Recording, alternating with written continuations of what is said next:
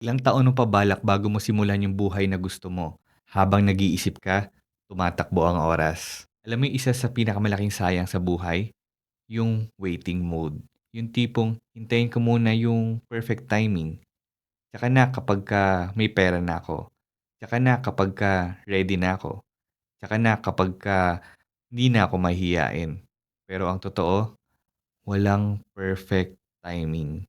Hindi lahat ng gusto mo darating ng kusa. Ang daming taong natapos ang buhay nila kakahintay. Habang nagwo-worry ka na kung kaya mo ba talaga, may ibang tao na nagtatry, nagfe-fail at natututo. Habang nagwi-wish ka na sana mabago ang buhay mo, may iba na pinipilit nilang baguhin ang kanila. Kung gusto mo talaga, wala kang dapat hintayin. Kung gusto mo ng better health, simulan mo ngayon. Kung gusto mo ng negosyo, mag-aral ka. Hindi mo kailangan ng perfect situation. Ang kailangan mo, desisyon. Kasi bukas, walang kasiguraduhan. Lahat tayo may expiration date. Huwag mong sayangin ang buhay kakahintay. Gawin mong ang kaya mong gawin. Ngayon, hindi mo kailangan maging ready.